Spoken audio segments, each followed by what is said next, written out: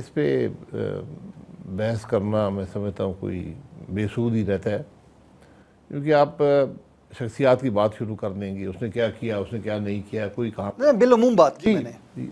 تو جو سیاسی لیڈر ہوتا ہے اس کو ایک تو ووٹر اس کا احتساب کرتا ہے ہر 3 سال، ہر 3 4 5 سال کے بعد. دوسرا تاریخ اس کے بارے میں کیا کہتی ہے. میرے اور آپ کے کہنے سے کوئی فرق نہیں پڑے گا کیونکہ حقائق علم نہیں ہوتا، لیکن ایک بنیادی حقیقت ہے ہمارے ملک کی کہ ہمارے ملک کے حالات درست نہیں ہوئے، ہم نے ترقی نہیں کی، جو ہمارا مقام تھا دنیا میں ہم حاصل نہیں کر سکے، عوام کو فلاح نہیں دے سکے، ملک کو اس کا مقام نہیں دے سکے. تو اس لیے یہ مجموعی طور پر ایک فیلیور ہے جس کے، اور یہ فیلیور ہے لیڈرشپ کا، چاہے وہ پولیٹیکل لیڈرشپ ہو، چاہے وہ جوڈیشل ہو، چاہے وہ ملٹری ہو، یہ سب کا ایک فیلیور ہے. تو اس میں کوئی یہ کہے کہ میں کامیاب ہوں یا میں نے یہ کیا یا وہ کیا، تو میں اس سے اتفاق نہیں کروں گا. مجموعی طور پر ہم سب ناکام رہے ہیں.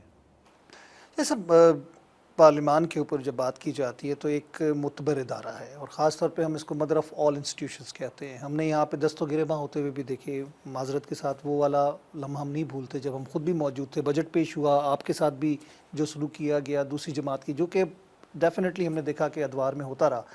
آپ سمجھتے ہیں کہ ہمیں ایک سمت کا تعین کرنا بہت ضروری ہے، اور آپ کی جماعت اس سمت کو تعین کرنے میں مدد فراہم کرے گی پاکستانی عوام کو؟ دیکھیں پارلیمان میں جو باتیں ہیں نا، جب پارلیمان میں یہ چیزیں ہوتی ہیں، پارلیمان میں گالی گلوچ بھی ہو جاتا ہے، پارلیمان میں دست و گریباں بھی ہو جاتے ہیں، لیکن 100% وقت یہ کام آپ نہیں کرتے. یہ جذبات ہوتے ہیں، اور وہ جذبات ذاتی نہیں ہوتے، وہ نظریے پر، ایشوز پر ہونے چاہیے. پوری دنیا میں ہی ہوتا ہے.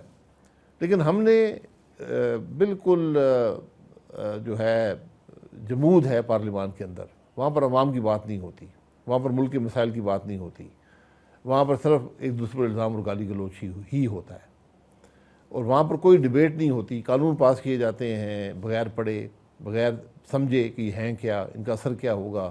ہم نے قوانین کی ایک لمبی لسٹ ہے، منوان تسلیم کر لو بس. جی منوان تسلیم کر لو، نہ کمیٹیوں میں جاتے ہیں. تو جو پارلیمان کی روح ہے اس کو ہم نے احترام نہیں کیا.